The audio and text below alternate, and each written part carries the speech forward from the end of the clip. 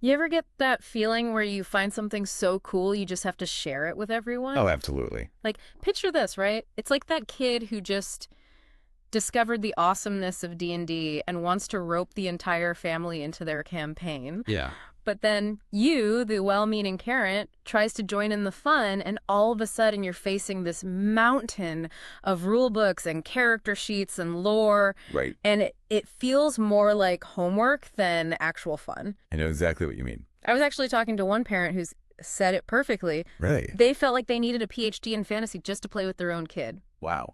And, that really resonated with me. Yeah, what's interesting about that feeling of being locked out by complexity is that it's not just limited to tabletop RPGs, right? Right. It's like there's this invisible barrier Yeah. that can prevent us from even trying new creative outlets or hobbies because we're intimidated by how complicated they seem. That's exactly it. Yeah. And that's where TiGGR comes in. Think of it as this breath of fresh air in this world of overwhelming detail. I like that. It's a 4-page tabletop RPG. 4 pages. That's it. That's it. Wow. Designed to just strip away all those unnecessary layers and just bring that pure joy of telling stories together right to the front. I love that. The core of it is so simple. Okay. You roll 2 standard 6-sided dice. Good. You add a single stat. Okay. And just like that, you're in a world of your own making, unleashing about 30 minutes of wonderfully unpredictable storytelling. I mean, that's brilliant. Right. It really recognizes that complexity can be a barrier to entry for so many people. Absolutely. And by stripping away those unnecessary rules, it allows anyone, regardless of their RPG experience, to just tap into the joy of shared storytelling. Exactly. It's a powerful reminder that creativity doesn't need to be gated by expertise. Right.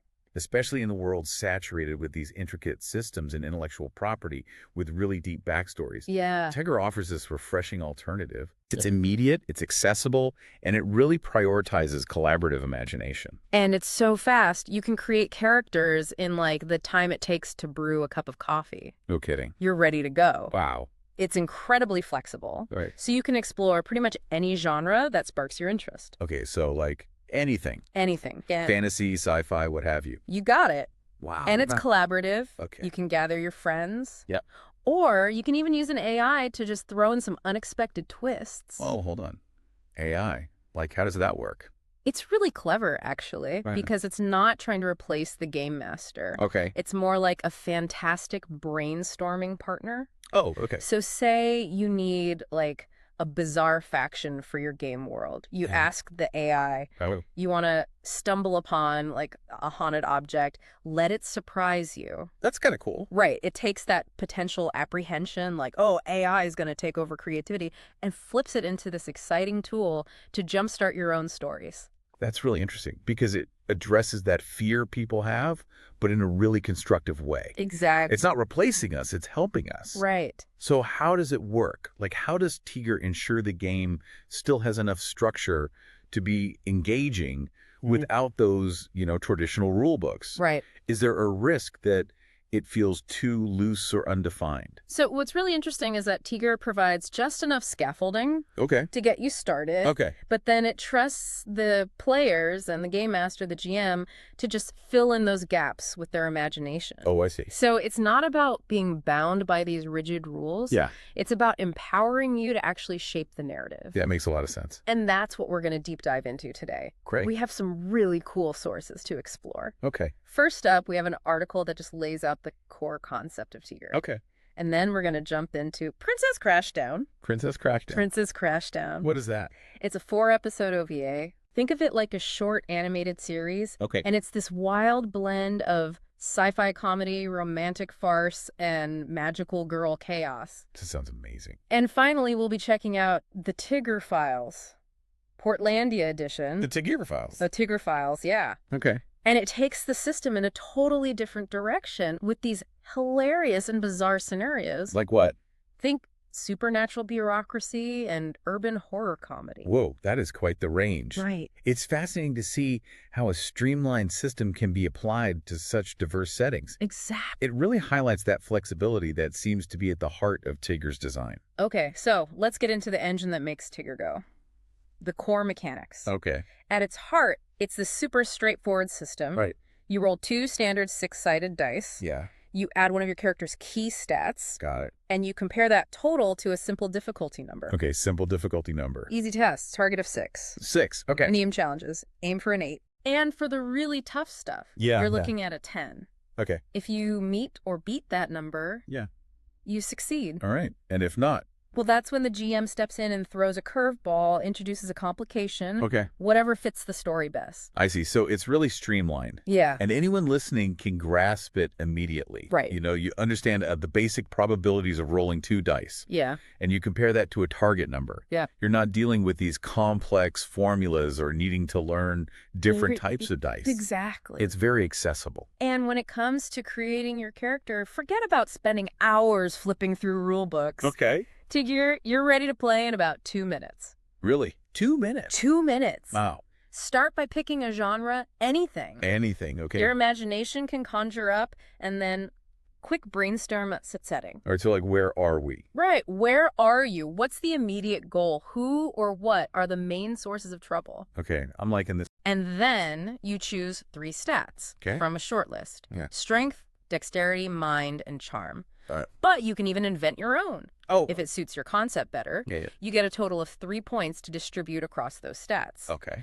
Then you select a role that fits your chosen genre. Maybe a brave fighter. Yeah. A cunning hacker. Yeah. A charming diplomat. I like it. And each role comes with a special ability. This could be like a +1 bonus to a specific stat. Right. Or a one-time narrative effect that can really shake things up. Okay. And everyone starts with 5 hit points. Got it. So nice and simple. I love how quick that is. Yeah. Because it removes that initial hurdle of feeling like you need to invest all this time just to get started. Exactly. It encourages you to just jump in and have fun. Right. And if your chosen genre involves vehicles. Okay. Like what? Say, a futuristic race with souped-up speeders. Okay. Or a post-apocalyptic adventure with heavily armored trucks. Yeah, I can see that. The vehicle creation is just as streamlined. Okay. It uses the same 3 stats. Okay. You get another 3 points to assign. Yeah. The vehicle itself gets 10 hit points. 10, right? And you choose 1 signature piece of gear. Okay, so like a laser cannon. A laser cannon, yeah. Or nitro boost or something. Exactly. And here's a really interesting design choice. What is it? Regular non-vehicle weapons. Yeah. They deal 0 damage unless the GM specifically rules otherwise. Really? So it really emphasizes those unique gear items. Makes sense. And how the environment can be used in creative ways. I like that it forces you to think outside the box. Yeah. Instead of just relying on generic attacks. Yes. It really promotes that collaborative storytelling. Yeah. Where everyone's contributing in these unexpected and imaginative ways. And this is where TiGGR really shines. It operates on this principle of no handbooks, no homework. I love that. The core rules are there as this foundational scaffolding. Yeah. But the players bring the story to life. I see. And the sources give these amazing examples. Like what? Imagine a game with ninja nuns operating out of a time-traveling thrift store. Ninja nuns? Ninja nuns, yeah. In a time-traveling thrift store. That's right. Right. Or how about vampire chefs in a food truck turf war? Okay, now that is amazing. Right. The TiGGR rules are not going to say, no, you can't do that. They sound incredibly flexible. They're designed to handle anything your imagination can create. That really empowers the players. It does. To drive the narrative. Yes. Rather than being bogged down by a ton of rules. Exactly. And going back to that integration of AI, it's not this all-knowing, all-powerful game master. Right. It's more like this tool to spark your own creativity. Okay. So the suggestion is to ask it for quirky factions for your world. Okay. Or maybe to generate a list of unusual haunted objects. I like that. It's about using AI to kickstart your imagination. It's a really smart way to use AI. Yeah. It leverages its strengths without making it the central authority. Exactly. It really empowers the players to take those prompts and make them their own. Right. So now that we've got a good understanding of those core principles, let's dive into our first major example, Princess Crashdown. Right. Princess Crashdown. It's a 4-episode OVA. Yeah, you mentioned that. And it's this delightful blend of sci-fi comedy, romantic farce, and magical girl chaos. That's quite the combination. It really is. It sounds like they're really leaning into those comedic elements right from the start. Oh, absolutely. Setting the stage for something really unpredictable. And episode 1 is brilliantly titled Cat Cafe Chaos. Cat Cafe Chaos. Cat Cafe Chaos. Okay, I'm intrigued. The setup is pure comedic gold. Oh, okay. We have Princess Xylara, the super glittery alien royal. Okay. She crash lands on Earth trying to escape her family and an arranged marriage. Oh. And her spaceship smashes right through the ceiling of Perfect Whisker's Cat Cafe. What? Where Josie's just trying to enjoy a peaceful afternoon coffee. Oh my goodness. Xylara, in a moment of panic, does the most sensible thing she can think of. What's that? She bonds her life essence with Josie. She what? Turning her into the host. The host? The host. Yeah. Complete with sparkly new powers and a giant galactic target on her back. That escalated quickly. It did. That's such a great image, though. Right. This glittery alien princess crashing into a cat cafe. It sets the tone perfectly. And just as Josie is processing the hole in the roof and this alien princess declaring her soulmate, Yeah. galactic drones start buzzing around outside. What? And all the cats in the cafe start glowing. Glowing? Like how? With an eerie light. Oh my god. With the microsetting. Yeah. Cozy cat cafe. Okay. Giant hole in the roof. Naturally. Glowing cats. True. And the goal. Yeah, what do they have to do? Survive the bounty hunters. Okay. Calm down the glowing cats before they, you know, cause a nuclear Armageddon. I see what you did there. And avoid Xylara being dragged back to marry this rival prince. Wow, so the stakes are pretty high already. They are. It went from a coffee break to intergalactic intrigue and potentially bioluminescent pets. And the factions involved are just perfect. Okay. We have the bounty hunter drones. Yeah. Their signature gear is the glitter net. Glitter net. Glitter net. Okay. And then we have the scorned rival Prince Clyte. Okay. His weapon of choice is a karaoke mic. A karaoke mic. A karaoke mic. That's amazing. Right. And the hooks to get the players involved are equally brilliant. Like what? Apparently, the drones might mistake one of the glowing cats for the long-lost Emperor Reborn. Seriously? Seriously. Oh. So Josie needs a mind roll of 8 to even notice that. Okay. And Prince Clyte challenges Josie to a karaoke duel. Oh, no. So that's a charm roll of 6 to avoid public humiliation. These are great. And the gear is equally ridiculous. Okay, tell me more. Josie ends up with a catnip grenade. A catnip grenade. That's amazing. Right. Used with extreme caution. Duly noted. And Xylara's catgirl assistant, Mittens. Okay. She pilots a hover rack equipped with a claw launcher. Claw launcher. That's amazing. And the quick play highlights are just pure chaos. All right, let's hear it. Josie's so overwhelmed she doesn't even see the bounty hunter drones. Oh, no. But Mittens, surprisingly adept at aerial combat, takes down a drone with the hover rack's claw launcher. Wow, go Mittens. Xylara, completely flustered, transforms into a giant glittery mech. A giant mech. A giant mech. Starts smashing tables, knocking over cat trees. Of course. Then we have the karaoke duel. Okay. Josie realizes she can't sing. Right. So what does she do? I don't know what. She throws the catnip grenade into the crowd of glowing cats. The catnip grenade? A catnip grenade? Whatever. The cats go crazy. Naturally. Prince Clyte flees in utter disarray. This is amazing. And to top it all off, yeah, Xylara, still in her giant mech, accidentally proposes to Josie through a galaxy-wide broadcast. Oh my goodness. So Josie's like, no. Rightfully so. The bounty hunters are bewildered and just shut down. That's hilarious. It's just pure chaos. It's so over the top. It is. But it sounds like it works really well. It does. Each event builds on the previous one. Yeah. It's just this wonderful escalation of absurdity. So the bounty hunters are dealt with, the glowing cats are calmed. Hopefully. And a forced marriage has been avoided. For now. And Josie's real moment of brilliance, that catnip grenade. Yeah. And so they increase her mind stat, decrease her dexterity, and her special ability evolves. Instead of just dodging disasters. Yeah. She gets a +1 to dexterity when improvising chaos. The grenade throwing improvisation. Exactly. It's great how the characters evolve based on their actions. It feels natural. It does. Episode 2, Prom Night Pandemonium. Prom Night Pandemonium, all right. Josie and Xylara are trying to lay low. They decide to infiltrate Josie's high school during prom prep. Yeah. Xylara is posing as a transfer student. Right. But her alien aura is making the decorations float. Oh no, I can see where this is going. It's classic. This alien princess trying to blend in at prom. Right. With telekinetic powers, no less. The recipe for disaster. It is, and I'm here for it. And the catalyst for the chaos this time. Okay. Xylara's pet. What kind of pet? Turns out it's a sentient weapon disguised as a corgi. What? And it's listed as complication #6 in the episode notes. Okay, so you know it's going to cause trouble. Oh, yeah. A sentient corgi weapon. That's amazing. It decides to have a snack on a power cable, setting off a galaxy-wide distress signal. Oh, no. Cue the arrival of the galactic bureaucrat. The galactic... In the middle of prom setup, Wow. declaring the gym a diplomatic zone. Wow. And just then, the Earth Yeah. government notices what's going on and sends in their own agents. Wow, so many complications. It just keeps escalating. It does. So the microsetting for this one, Okay. high school gym, glitter, streamers, Yeah. disco ball. Classic prom. Right. And now, aliens and government agents. Exactly. It's a good mix. The primary goal, Right. survive until prom Okay. without the gym exploding or Zalara being deported. Right. Those are high stakes. The factions, Yeah. Earth agents with stun rays. Stun rays. And the galactic bureaucrat whose weapon is a hollow clipboard. A hollow clipboard. A hollow clipboard. Wow, I wonder what that does. And the hooks. Yeah. The corgi weapon starts glowing ominously. Of course it does. So a mind roll of 8 to calm it down. Okay.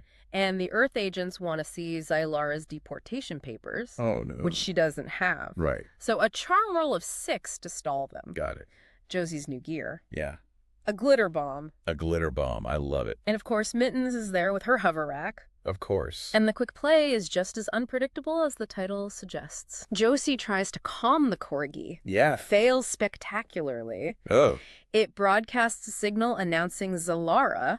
Not good. The Earth agents show up, stun rays blazing. Wow. Josie, quick thinking, deploys the glitter bomb. The glitter bomb, yes. Creates this dazzling cloud of sparkly chaos. I bet that was effective. It blinds the agents. Nice. Mittens takes one down with a claw launcher. Mittens.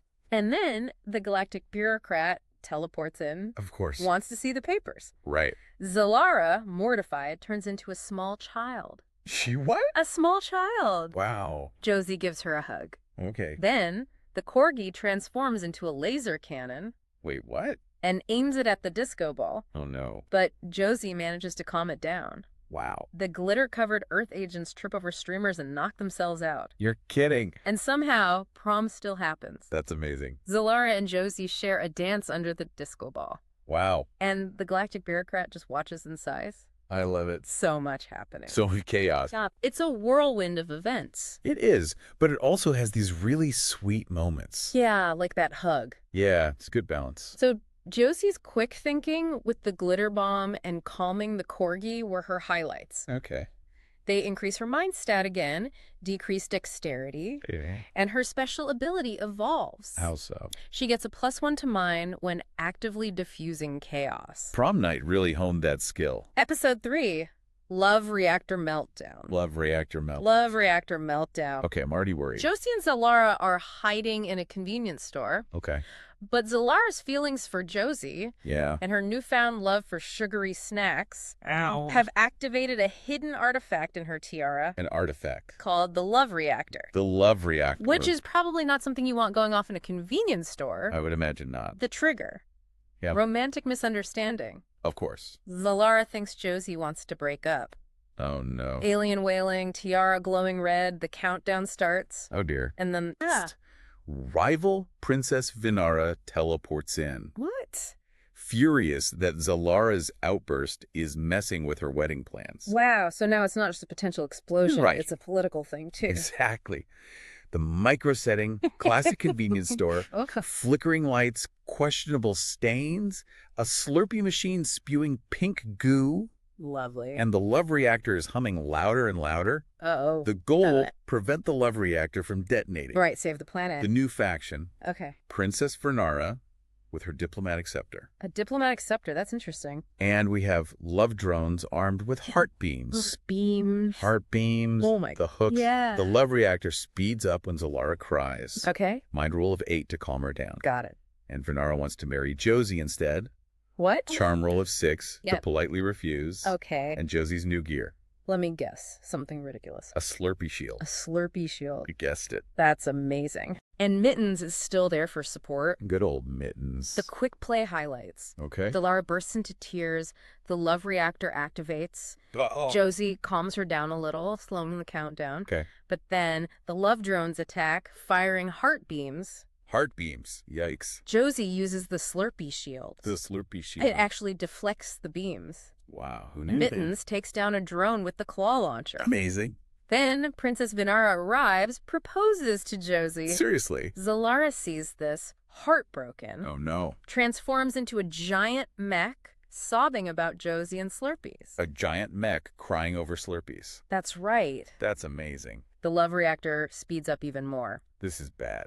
But Josie gives this heartfelt speech explaining everything. Okay. Zalara calms down, shrinks back to normal size. Okay. Josie shuts down the love reactor just in time. Or Vinara storms off, the love drones explode into confetti. Wow, that was a close one. They really combined action and emotional moments. They did. And that image of the mech crying about Slurpees is just perfect.